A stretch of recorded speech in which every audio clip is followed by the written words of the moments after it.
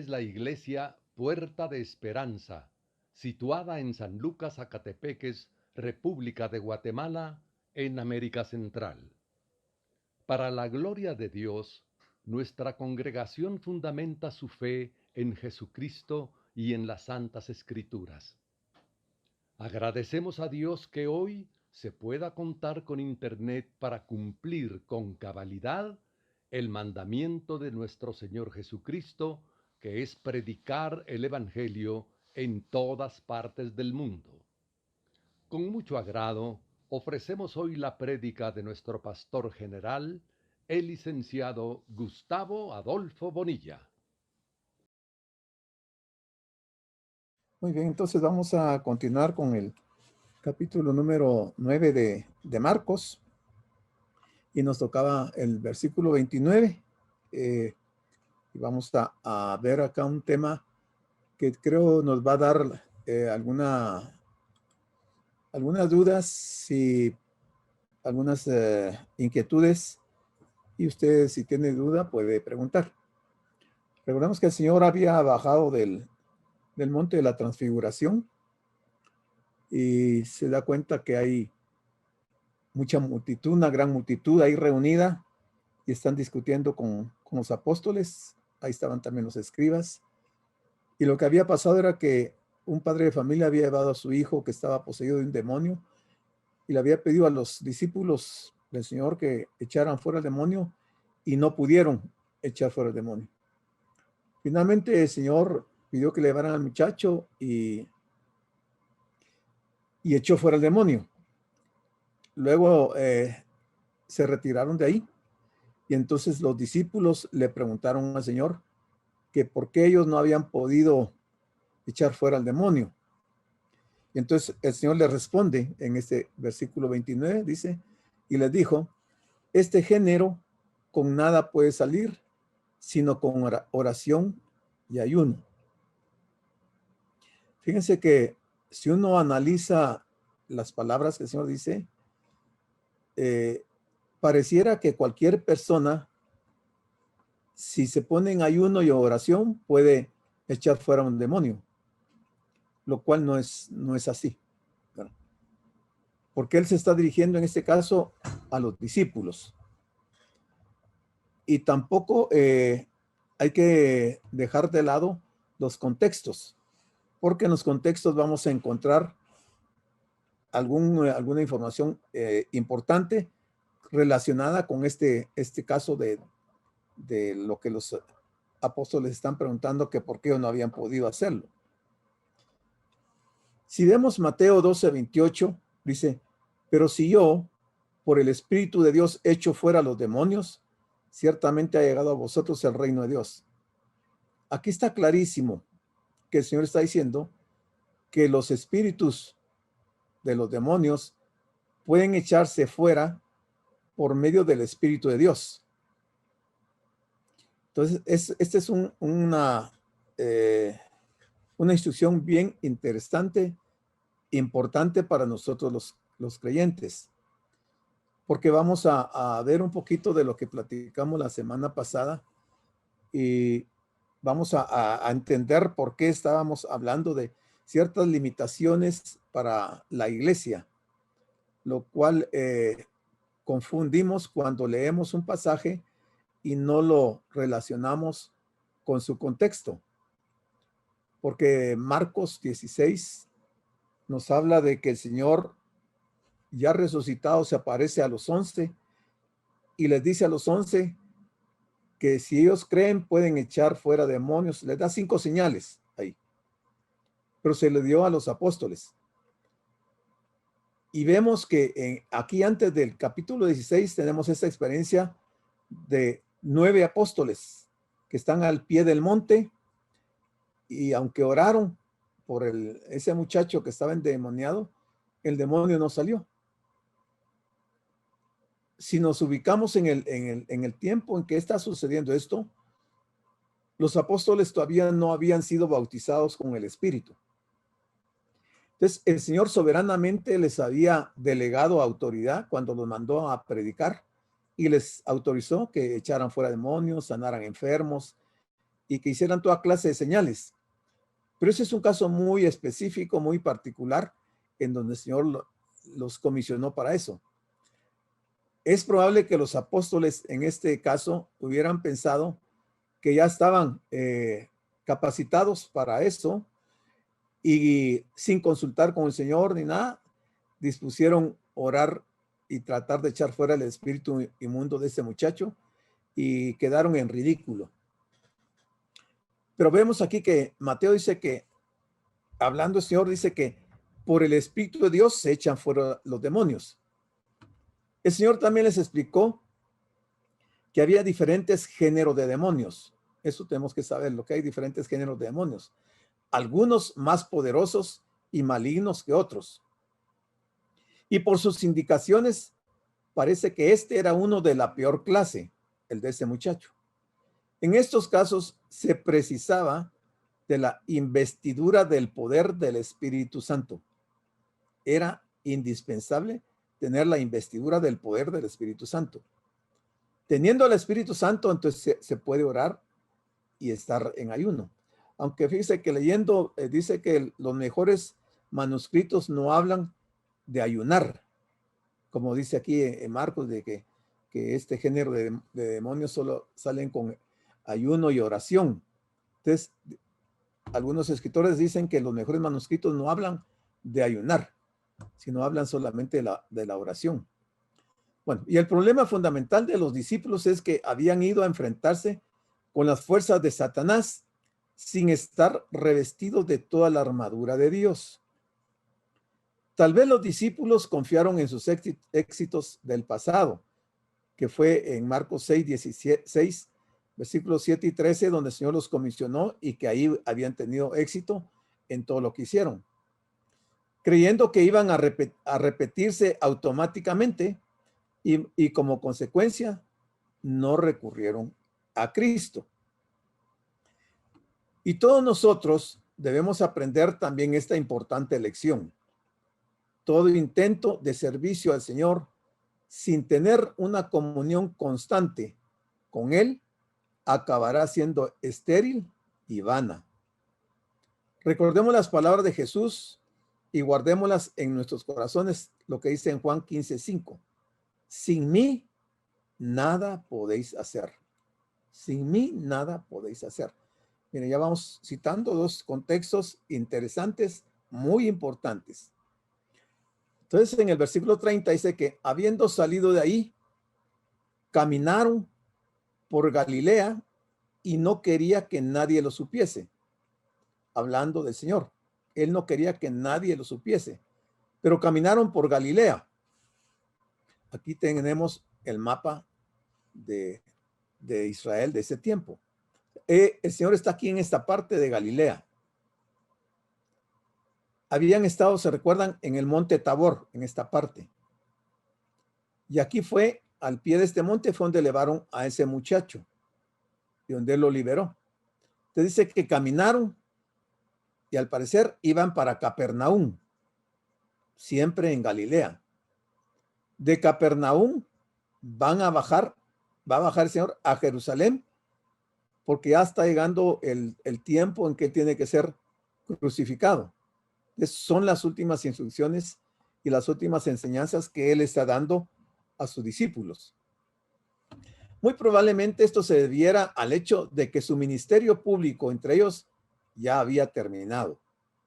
Y también porque mientras se dirigía hacia Jerusalén, quería aprovechar todas las ocasiones posibles para seguir instruyendo a sus discípulos sobre el hecho de la cruz y las lecciones que de ella surgían, con el fin de que después de su resurrección, ellos mismos estuvieran en condiciones de enseñar a otros.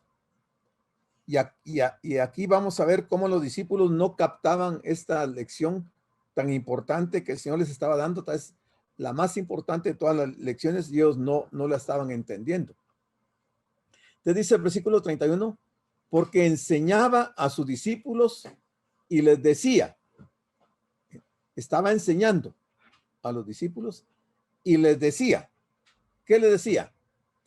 El Hijo del Hombre será entregado en manos de hombres y le matarán. pero después de muerto resucitará al tercer día. No es la primera vez que él les está dando este anuncio. Era un anuncio muy importante, pero bien importante. Sin embargo, Pedro, que era uno de los que más participaban, en esta ocasión se queda callado y no pregunta, porque él hubiera aprovechado a que el Señor había mencionado este evento para preguntarle a qué se refería con que le iban a matar y que iba a resucitar. Él pudo haber interrogado ahí al Señor y el Señor le hubiera aclarado muchas cosas, pero él lo estaba dejando para ver si ellos despertaban y podían captar el mensaje. O sea, esta es la segunda vez que el Señor está anunciando su muerte y su resurrección. Y ellos están ajenos a eso. El primer anuncio estaba en Marcos 8:31 y comenzó a enseñarles que le era necesario al Hijo del Hombre padecer mucho y ser desechado por los ancianos, por los principales sacerdotes y por los escribas, y ser muerto y resucitar después de 3 días. Mire, exactamente la misma enseñanza que les había dado en Marcos 8:31, ahora la está repitiendo en el capítulo 9, versículo 31. Dice que después de la confesión de Pedro y el primer anuncio de su muerte, el momento para llevar a cabo la obra de salvación a favor de la humanidad había llegado. Y tal como dice Lucas, cuando se cumplió el tiempo en que él había de ser recibido arriba, afirmó su rostro para ir a Jerusalén. Aquí se iba a encaminar para ser crucificado. Aunque Jesús caminaba hacia el lugar de su muerte, en la mente de los discípulos este viaje a Jerusalén era el momento de la manifestación mesiánica de Jesús y la llegada de su reino. Ellos seguían pensando en el reino. Estaban obsesionados porque el Señor estableciera su reino inmediatamente, y el Señor no estaba diciendo que él iba a reinar en ese momento. Él estaba diciendo que iba a morir y que iba a resucitar. Y ellos seguían pensando que él, ahorita que iba a ir a Jerusalén, iba a establecer su reino. Dice, pero ellos no comprendían realmente el tema de la resurrección de los muertos. Él les estaba hablando de su propia muerte a favor de ellos, y uno habría esperado que aquellos hombres hubiesen hecho por lo menos alguna pregunta al respecto. Pero ni Pedro, ni Juan, ni Jacobo, ninguno de los 12 hizo ninguna pregunta. Más parece ser que porque no entendían. Algunos comentaristas dicen que sí comprendieron que él les estaba hablando de su muerte, y por ser un tema tan delicado ellos no quisieron preguntar. Pero al parecer ellos no habían entendido. En cambio, se atrevieron a discutir entre ellos sobre quién sería el más importante en el reino. Miren lo que estaban platicando ellos y discutiendo. ¿Quién sería el más importante en el reino? Justamente después de que él les hubiera anunciado su muerte. No era el momento para tener esa discusión. Ellos se hubieran centrado en lo que el Señor les estaba anunciando y hubieran tenido una revelación importante en ese momento. Debieron de haberse avergonzado aquí de su conducta. Y además, no era la primera vez que Jesús les había anunciado su muerte y su resurrección, y aún no comprendían. Esta era la segunda vez que Jesús hablaba a sus discípulos abiertamente acerca de su inminente muerte y resurrección, pero ellos ni entendieron lo que le decía, ni querían pensar en ello. Sin embargo, el Señor se muestra insistente, enfrentándoles nuevamente con el hecho ineludible de la cruz, porque esta iba a ser una enseñanza tal vez de las más importantes para ellos como apóstoles. Sin embargo, los 12 callaron. Nadie se atrevió a hacer ninguna pregunta ni cuestionar al Señor con ese anuncio que él les estaba haciendo. Jesús ya sabía que en ese momento había entre ellos un hombre con malos sentimientos contra él, o sea, hablando de Judas. Eso ya lo sabía el Señor. Y aunque finalmente fue el amor al dinero lo que llevó a Judas a cometer su traición, él fue el que menos entendió del anuncio que el Señor les estaba haciendo. Esto motivó a Jesús a huir de la popularidad y también a sus reiterados anuncios acerca de su muerte. Estos anuncios no encajaban con el tipo de Mesías al que Judas estaba dispuesto a seguir. Él quería un Mesías diferente, un Mesías que los librara de la opresión de Roma. Así que cuando llegó el momento, buscó la forma de sacar algún provecho y fue entonces cuando se ofreció a los principales sacerdotes para entregarles a Jesús. Si nos damos cuenta, bueno, Judas estuvo peor que los otros 11, porque los 11 estaban discutiendo quién iba a ser el más grande en el reino. Pero a Judas ni siquiera eso le interesó, sino que Judas se centró en la parte de vender al Señor y tener un beneficio económico. O sea, a él no le interesaba ni ser el más grande en el reino, ni pensó en el reino, sino lo que él quería era tener un beneficio económico en ese momento. Podríamos también decir que fue Dios mismo quien permitió que Judas entregara a su hijo, de acuerdo a un plan divino trazado desde la eternidad. O sea, si bien es cierto que Judas fue el que ejecutó el arresto del Señor, esto estaba profetizado. Y tenemos un par de textos. Romanos 8:32 nos dice, el que no escatimó ni a su propio hijo, sino que lo entregó por todos nosotros. Está hablando de Dios el Padre. O sea, no se reservó ni siquiera a su propio hijo, sino que lo entregó por todos nosotros. Dice, ¿cómo no nos dará también con él todas las cosas? Bueno, está hablando de que el plan de Dios era ese, de que el Señor diera su vida. Pero luego Pedro, en Hechos 2:23, después de salir del aposento alto, predica un mensaje ahí delante de muchas gentes, donde se convierten más de 3,000. Y entonces Pedro les habla a las autoridades de la religión judía y les dice, a este entregado por el determinado consejo y anticipado conocimiento de Dios. O sea, era el plan de Dios. Judas solo fue el instrumento para que este plan se completara. Te dice, prendisteis y matasteis por manos de inicuos, crucificándole. Aquí Pedro ya entiende, mire. O sea, después de la muerte del Señor y su resurrección, o sea, el Señor ya no le dio otra lección respecto a ese evento. Pero aquí, como él ya ha recibido el Espíritu, y según Juan dice que el Espíritu de Dios es el que nos va a enseñar y nos va a recordar todas las palabras del Señor. Entonces, sin duda que el Espíritu de Dios le reveló a Pedro y entonces Pedro aquí ya predica, pues sin tapujos, de que estos judíos eran los que habían prendido y matado al Señor, pero de acuerdo al consejo anticipado y conocimiento de Dios. Muy bien, entonces dice el versículo 32.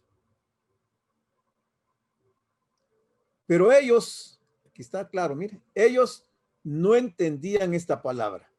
O sea, cuando él les anuncia su muerte, dice, ellos no entendían esta palabra. Y además tenían miedo de preguntarle. Yo no sé por qué tenían miedo de preguntarle, porque el Señor siempre les aclaró, siempre les respondió. Cualquier duda que ellos tenían, el Señor se las aclaraba. Pero con respecto a su muerte y su resurrección, aunque no entendían, tenían miedo de preguntar.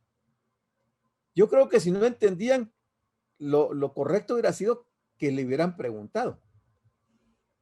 Entonces, la pregunta es, ¿qué era lo que no entendían del anuncio que el Señor les estaba haciendo? ¿Cómo era posible que el Mesías Rey fuera a morir y luego a resucitar? Eso es lo que pasaba por la mente de los discípulos. ¿Cómo era posible que el Mesías Rey fuera a morir y luego a resucitar si ellos esperaban que él estableciera su reino en ese tiempo? En este mundo en el que se idolatra el poder, el anuncio que Jesús hizo de su muerte era incomprensible para los discípulos y les resultaba absurdo y contradictorio. No cabía en su mente que el Señor fuera a morir y menos que fuera a resucitar. El reino de Dios que Cristo había venido a instaurar en el corazón de los hombres no se podía basar en el poder, sino en el increíble amor de un Dios todopoderoso que es capaz de entregar a su propio Hijo para salvar a sus enemigos a fin de reconciliarlos con Él. Esto era lo que a ellos les estaba haciendo falta entender en ese momento. Aunque tenían las escrituras, tenían los profetas, las profecías y todo, no podían relacionar ese evento. El evangelista nos dice también que tenían miedo de preguntarle. Seguramente es porque lo que entendían no les gustaba y por eso no querían saber más de ello. No son buenas noticias y por esta razón tienen miedo de preguntar más. Ese es otro comentario de otro autor que cree que por eso es que ellos tenían miedo y no preguntaban. Entonces el versículo 33 dice, y llegó a Capernaum. Estaba ahí por el monte Tabor, ¿se recuerdan? Y se fue caminando y llegó a Capernaum y cuando estuvo en casa les preguntó. Ahora el Señor les va a preguntar en la casa, no les preguntó mientras iban de camino. Ya vimos que Capernaum estaba en Galilea. Aquí está Capernaum. Ellos habían estado en el monte Tabor, que estaba por aquí. Entonces caminaron y llegaron a Capernaum. En Capernaum, Pedro tenía su casa. Entonces se cree que a esa casa donde el Señor llegó, cuando entró y que les hizo la pregunta y les dijo, ¿qué disputabais entre vosotros en el camino? O sea, iban de camino y seguían discutiendo sobre lo mismo. No discutieron nada de la muerte y la resurrección del Señor, sino que seguían discutiendo de quién sería el mayor en el reino de Dios. Yo creo que es una actitud muy humana, que en todos los tiempos se ha tenido ese conflicto con la naturaleza del ser humano. Siempre queremos ser los más importantes en nuestras reuniones, en nuestros grupos, y no estamos dispuestos a ser los más pequeños, sino que queremos ser los más grandes. Entonces el Señor directamente les hace la pregunta, ¿qué disputabais entre vosotros en el camino? Jesús y sus discípulos llegaron a Capernaum y entraron en casa, tal vez la de Pedro, como en Marcos 1:29. Allí el Señor les preguntó por la discusión que habían mantenido entre ellos en el camino. Pero ante la pregunta de Jesús, los discípulos sintieron vergüenza y guardaron silencio. Ellos no respondieron, se quedaron callados. Causa una profunda tristeza ver cómo Jesús iba hacia la cruz mientras que sus discípulos discutían sobre cuál de ellos era el más importante. Nada que ver con el anuncio que el Señor les estaba dando. Qué pronto habían olvidado el solemne anuncio que Jesús les había hecho acerca de su muerte.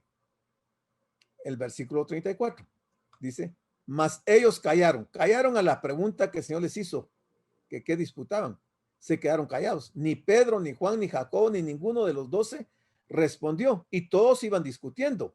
O sea, al parecer a todos les interesaba ser el más grande en el reino.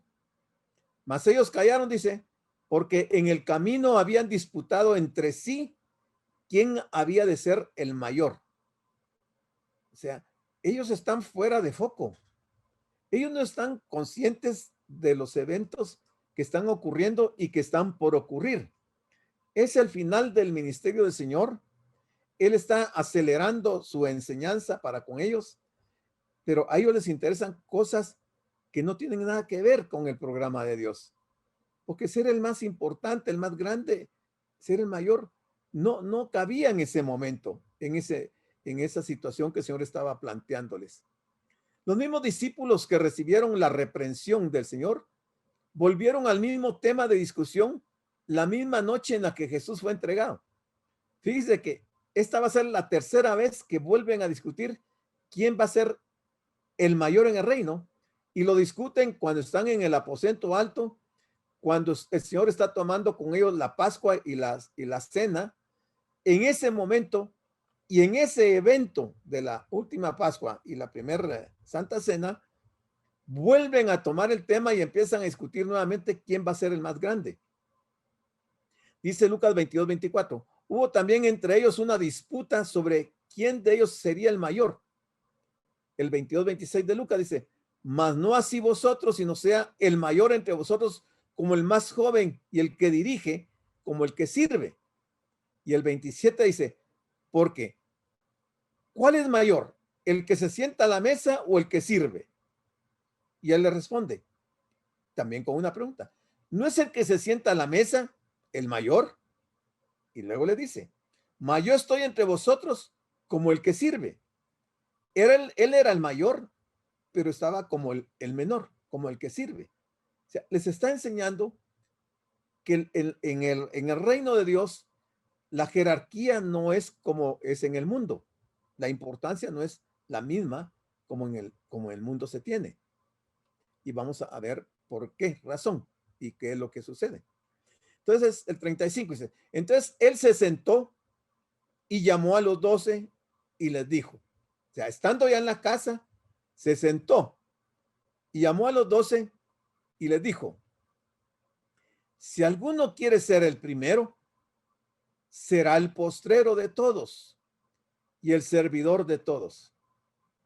Esto ha sido como un balde de agua fría que les cayó a ellos, porque ellos no estaban dispuestos a ser servidores de todos, ser el último, si estaban discutiendo quién sería el primero. Pero el Señor les aclara que si alguno quiere ser el primero, será el postrero de todos y el servidor de todos. ¿Qué les estaba diciendo el Señor con esas palabras? El asunto era serio, así que Jesús comenzó a enseñar a sus discípulos acerca de la actitud que ellos deberían adoptar hacia el poder y la autoridad cuando emprendieran la misión de anunciar el reino de Dios en el mundo. ¿Cuántos abusos de poder y autoridad se han cometido en el nombre de Cristo por una parte de la llamada cristiandad? Pues trayendo estas palabras al día de hoy. No es de extrañar que el mundo haya perdido el respeto por lo que considera manifestaciones incompatibles con lo que Cristo representó. Nunca debemos olvidar que los valores del reino de Cristo son completamente opuestos a los de este mundo. En el mundo, el mayor no es el que más sirve. Al mayor hay que servirlo. Pero en el reino de Cristo, el mayor es el que más sirve. Son opuestos los grados de jerarquía. Entonces Jesús enseñó que se llega a la plenitud de la vida por medio de la negación de uno mismo. Y eso lo vimos en Marcos 8:35. Cuando dice, si alguno quiere venir en pos de mí, niéguese a sí mismo. Y dice también que el grano de trigo solo da fruto si primero muere. Juan 12:24. Que los pobres de espíritu son los bienaventurados y los herederos. Mateo 5:3. Y que una gran persona es la que sirve a los demás.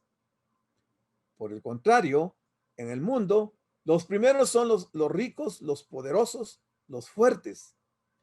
Es necesario, por lo tanto, que si queremos seguir a Jesús, primero rompamos con los moldes de este mundo. Y mire, esta situación de los discípulos, después de 2000 años, sigue estando vigente en la iglesia. Porque muy pocos están dispuestos a servir a los demás. La mayoría queremos que nos sirvan, ¿verdad? Pero no es así el orden que el Señor estableció y la lección que Él les está dando aquí a los apóstoles. Porque la grandeza en el reino de Cristo no consiste en gobernar y recibir honores. La grandeza en el reino de Cristo es servir. Servir, servir y servir. Esa es la grandeza en el reino de Cristo. No en buscar los primeros puestos, sino en ser los últimos. No en estar preocupados por el puesto que ocupo yo, sino en buscar que el otro ocupe un mejor puesto. Pero esto casi que es una falacia. Pensar que dentro de las congregaciones, no digo que en todas, porque hay congregaciones ejemplares y hay hermanos también ejemplares dentro de las distintas congregaciones, pero la gran mayoría no piensa así. La gran mayoría está buscando el mejor puesto, porque quiere ser servido, quiere lucirse, quiere quedarse con la gloria de Dios, quiere que le aplaudan, quieren que le den palmaditas en la espalda. Y no es así. Dice, no en buscar mi propio provecho, sino el de los demás. En lugar del afán de protagonismo y preeminencia, el cristiano se debe distinguir por su ambición en servir a los demás. El día que ocurra esto en las iglesias serán totalmente diferentes a lo que tenemos el día de hoy. Marcos 10:45 dice, porque el Hijo del Hombre no vino para ser servido, sino para servir y para dar su vida en rescate por muchos. Mire, el ejemplo está bien claro. Marcos ahí en capítulo 10 dice claramente las palabras que el Señor expresó, que el Hijo del Hombre no vino para ser servido, sino para servir. Y es una realidad porque lo vemos a través de los distintos evangelios, en todos sus capítulos y versículos, al Señor siempre lo vemos sirviendo. Él nunca fue servido. Él siempre estuvo sirviendo a todas las personas. Sin embargo, como que no podemos atesorar esa enseñanza que el Señor nos da. Filipenses, Pablo dice en Filipenses 2, del 3 al 8, nada hagáis por contienda o por vanagloria, nada. Antes bien con humildad, estimando cada uno a los demás como superiores a él mismo, no mirando cada uno por lo suyo propio, sino cada cual también por lo de los otros. Haya pues en vosotros este sentir que hubo también en Cristo Jesús, el cual siendo en forma de Dios, no estimó el ser igual a Dios como cosa que aferrarse, sino que se despojó a sí mismo, tomando forma de siervo, hecho semejante a los hombres, y estando en la condición de hombre, se humilló a sí mismo, haciéndose obediente hasta la muerte y muerte de cruz. Mire, Pablo lo entendió perfectamente. A Pablo no le costó entender esta enseñanza. Y todos sabemos que Pablo, luego de que se convierte, fue un hombre que sirvió, fue tal vez de los evangelistas que más propagaron el evangelio, porque se habla de que llenó del evangelio casi 2 continentes, sirviendo. Él no se sentó a que se le rindieran tributos y honores, no. Él agarró sus cosas y se fue a predicar el evangelio por todas partes del mundo.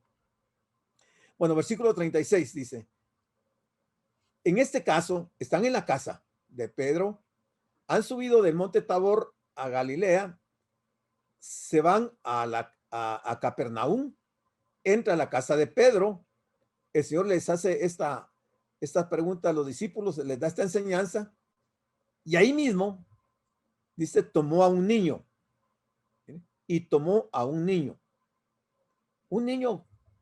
de corta edad, y ese niño lo va a tener en sus brazos por un buen tiempo para dar varias enseñanzas. No es que lo tomó aquí y luego lo dejó ir, no, él lo mantiene ahí, dice, tomó a un niño y lo puso en medio de ellos, y tomándole en sus brazos, les dijo a los discípulos nuevamente. Es interesante observar la frecuencia con que los evangelios mencionan la presencia de niños alrededor de Jesús y su amor por ellos. Cada vez que necesitaba un niño, ahí había uno.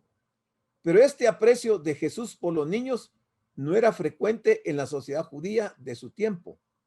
No era así la costumbre judía. Sin embargo, el Señor está cambiando las reglas de las reuniones en medio de la congregación.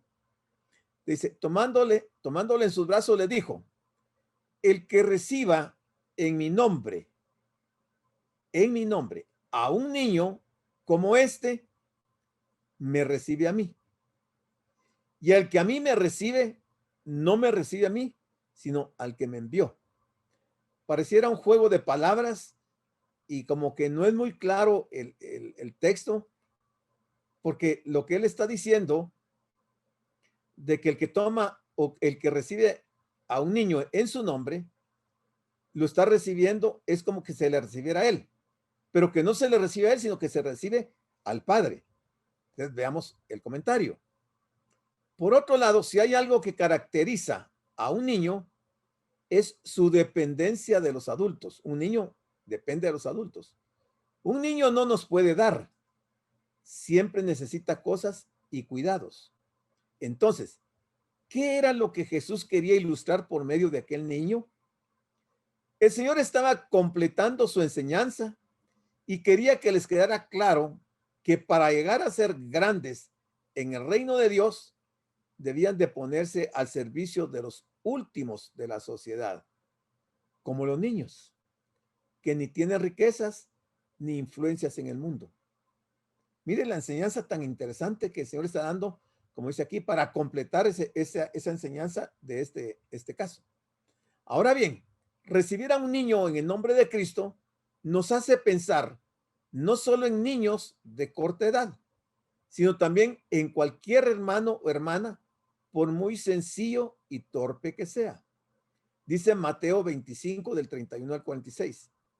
En cuanto lo hicisteis a uno de estos mis hermanos más pequeños, a mí lo hicisteis. Miren cómo los contextos nos van aclarando las palabras que el Señor está diciéndoles a ellos en esta enseñanza de la grandeza. Te dice el siguiente versículo, 38.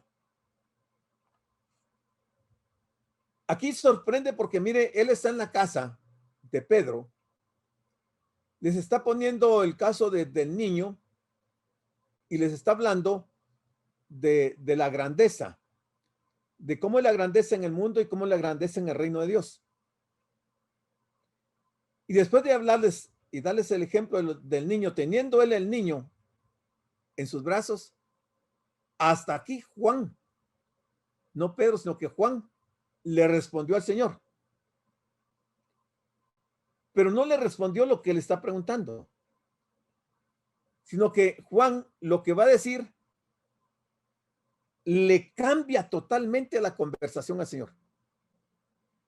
Yo no sé si Juan lo hizo a propósito porque se sentía ya algo incómodo ante la enseñanza que el Señor les está dando, o simplemente él tenía en su corazón lo que le va a decir y le estaba molestando y no encontraba el momento para decírselo al Señor. ¿Qué es lo que le dice Juan al Señor? Dice, maestro, hemos visto a uno que en tu nombre echa fuera demonios, pero él no nos sigue y se lo prohibimos porque no nos seguía. Ellos acababan de preguntarle al Señor por qué ellos no habían podido sacar el demonio del muchacho de allá del monte Tabor. Si ellos no pudieron, ¿quién era este hombre? ¿Verdad? Esta persona que echaba fuera demonios, pero que no era del grupo de los 12. Él dice, hemos visto a uno que en tu nombre echaba fuera demonios, pero él no nos sigue y se lo prohibimos porque no nos seguía. El Señor no le recrimina el cambio de la conversación y de la enseñanza que él está dando, sino que va a tomar las palabras de Juan para darles otra lección. A pesar de los fracasos de los discípulos o de las intenciones que tuviera Juan al mencionar este incidente, el Señor contesta una pregunta de mucha importancia. ¿Hasta qué punto debemos recibir a alguien que hace cosas en su nombre, pero que no nos acompaña, que no es de nuestra congregación, que no es del grupo? Como ya se ha señalado, los discípulos se negaron a recibirle. Pero ¿cuál fue la postura de Jesús acerca de esto? Siempre se ha supuesto que Juan, el del Apocalipsis, ese es el Juan del Apocalipsis, se ha supuesto que Juan era un apóstol tierno y delicado. ¿Se recuerdan ustedes que en sus cartas Juan usa mucho la expresión hijitos, ¿verdad? Siempre está mencionando hijitos, con mucha ternura, con mucho aprecio, mucho cariño. Pero mire la personalidad de Juan en este momento. Algo parecía a la de Pedro, ¿verdad? Y dice, se ha supuesto que Juan era un apóstol tierno y delicado, aunque aquí vemos su airada disposición. Pero Jesús rechazó cualquier clase de espíritu sectario. La base fundamental de la unidad que Jesús estableció fue la siguiente expresión: en mi nombre. Aparentemente se trataba de un verdadero creyente en Cristo. Juan y los otros se habían opuesto a él porque no era del grupo de ellos. Y aquí detengámonos un poco. Si este otro hombre, este que echa fuera demonios, no era de los 12, en ese momento todavía no se había derramado el Espíritu Santo, no había ocurrido lo del aposento alto. ¿Qué explicación tenemos nosotros para que alguien que no se sabe quién es pueda echar fuera demonios, cosa que ni los apóstoles pudieron? ¿Qué explicación encuentran ustedes? Vamos a ver, yo quiero oír un par de opiniones. Seguramente eso no provenía de Dios.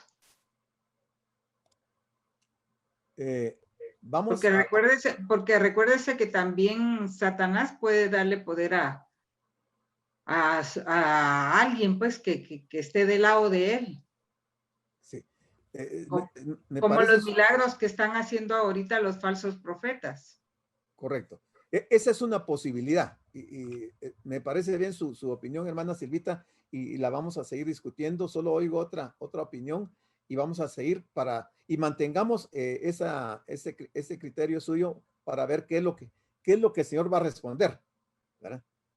Ok, ¿alguien más quiere opinar?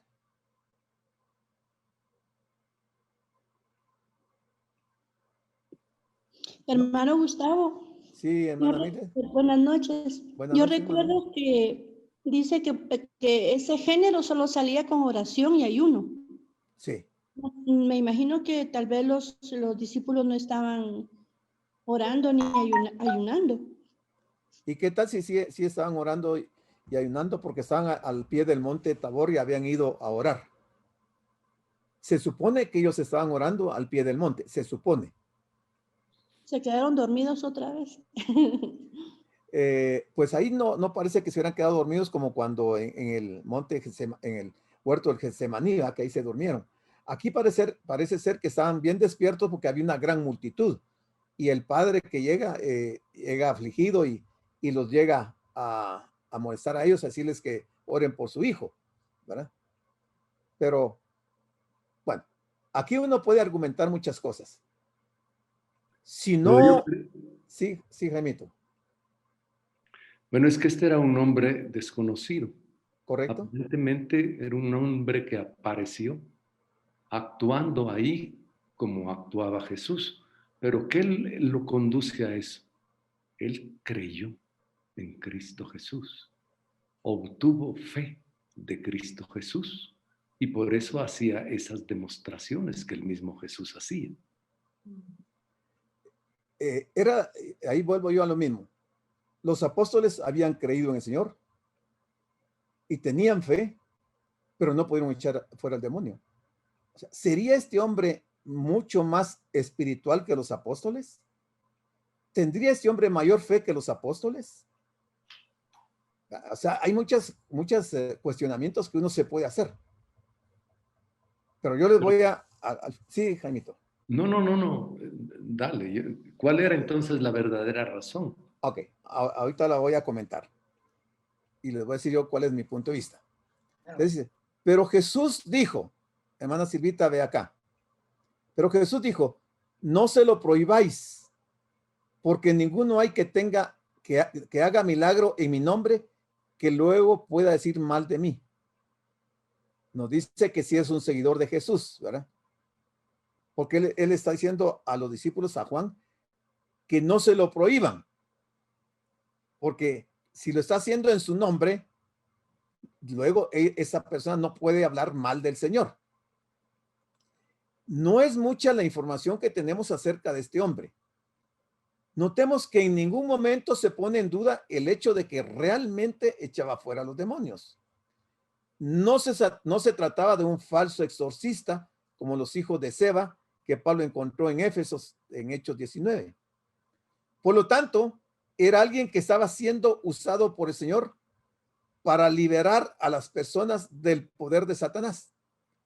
Tampoco estaba enseñando ninguna falsa doctrina o que viviera en pecado. Eso nos pone en una disyuntiva, en un problema de poner a nuestra mente a funcionar. Que si los apóstoles no pudieron echar un demonio, los 9, y que el Señor anteriormente les había comisionado, que tenían fe. Ahora hay un hombre que no se sabe quién es, que no posee, en teoría no posee al Espíritu Santo morando dentro de él, pero que está haciendo algo que solamente por el poder del Espíritu de Dios pueden expulsarse los demonios. ¿Se recuerdan que el Señor también vimos que el Señor dice que cuando alguien quiere entrar en la casa del fuerte, no puede tomar sus posesiones si primero no le ata? Hablando de Satanás y hablando de alguien que es creyente. Entonces, para ir viendo qué es lo que está pasando. Entonces, no olvidemos que Dios es soberano y que Él puede usar a la persona que Él quiera y nadie le va a poder limitar a Dios cumplir su propósito. Eso quiere decir que a cualquiera de nosotros el Señor nos puede usar si así es su voluntad, si así es su propósito. Nos puede usar para cosas extraordinarias como estas. Y no necesariamente tenemos que ser apóstoles. Este hombre, podría decir yo, comparado con los falsos apóstoles que hoy tenemos, este hombre fue algo extraordinario. Porque, ¿cómo se sentiría Juan y los demás apóstoles confesando que un hombre que ellos no conocían echaba fuera espíritus inmundos y ellos no habían podido? A mí hasta vergüenza me hubiera dado hacerle la pregunta al Señor porque yo había fracasado. Sin embargo, Juan hace la pregunta y el Señor va a hacer esta aclaración y nos va a dar esta enseñanza. La actitud de los discípulos quedó clara. Ellos se sentían orgullosos de contar con el monopolio absoluto de Jesús. Cuando los apóstoles fueron enviados a predicar, el Señor les dio poder y autoridad sobre los demonios. Marcos 6:7. Esto les llevó a pensar que ellos tenían la exclusiva y que eran los únicos colaboradores de Jesús en la obra del reino. Todo este asunto era realmente muy triste. Hacía muy poco los mismos discípulos habían sido incapaces de echar fuera un demonio de un muchacho. Los apóstoles querían impedir que este hombre que obraba en el nombre de Jesús hiciera lo que ellos con tantas dificultades no habían conseguido. Por supuesto, esta no era la forma de hacer progresar la obra del Señor. La preocupación de Juan no tenía que ver con el hecho de que no viera al hombre suficientemente dispuesto para identificarse con Cristo en su camino hacia la cruz. Esto nos habla de sectarismo. Esto nos habla a veces de orgullo, que a veces nos sentimos nosotros que no hay nadie como nosotros. Y el Señor va a usar a un X para hacer cosas que nosotros no podemos hacer. Porque Dios es soberano. O sea, la razón aquí es Dios es soberano. Y Él pudo usar a este hombre bajo la unción del Espíritu Santo para echar fuera demonios y para enseñarles a los apóstoles que el poder no era solamente para ellos, sino que era para todo aquel que creyera. Una persona que tenga fe, que crea en el Señor, es capaz de que Dios lo use. Por eso Juan dice que en el nombre de Jesús echaba fuera demonios. O sea, era un creyente en Jesús. Que no lo siguiera es diferente. Bueno, y Juan no sabe si realmente no lo seguía, porque entre esas multitudes, yo no sé si Juan tenía la capacidad de distinguir entre 5,000 y 15,000 personas si iba este hombre o no iba este hombre ahí. ¿Verdad? O sea, ahí surgen un montón de preguntas, pero no cabe duda que este hombre creía en el Señor. Y no cabe duda también que el Señor le había dado una fe extraordinaria a este hombre para que pudiera con la fe hacer lo que el Señor estaba anunciando que se podía hacer. Entonces dice todavía el Señor, porque el que no es contra nosotros, por nosotros es. ¿Verdad? Entonces, claramente está diciendo el Señor que ese hombre era del grupo de los creyentes, ¿verdad? Porque no está actuando fuera del nombre del Señor, ni está haciendo algo en contra de la obra de Dios. O sea, la postura del Señor quedó clara. Él no admitía el espíritu sectario de los discípulos. Y miremos un par de ejemplos del Antiguo Testamento. Moisés enfrentó un caso similar cuando un joven vino diciéndole que Eldad y Medad estaban profetizando en el campamento en lugar de hacerlo junto a los otros en el tabernáculo. Y Josué le dijo a Moisés que los impidiera. Josué le fue a decir a Moisés que impidiera que Eldad y Medad les impidiera profetizar porque no estaban en el tabernáculo, sino que estaban en el campamento. Y Moisés respondió sabiamente, ¿tienes tú celos por mí?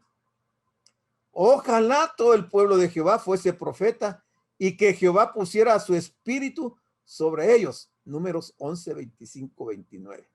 O sea, el hecho de no estar con el grupo en el tabernáculo no quiere decir que en este caso Eldad y Medad el Señor no los estuviera utilizando en profecía. ¿Verdad? Por eso es que Moisés le responde así a Josué. Mire, Josué se equivocó también.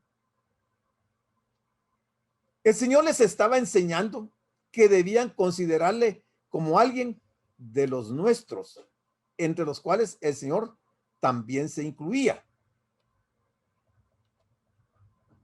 Bueno, entonces nos toca el siguiente versículo 41, pero son las 8 menos 2 minutos. Creo que no nos va a dar tiempo de desarrollar el 41, nos vamos a quedar aquí para el siguiente miércoles.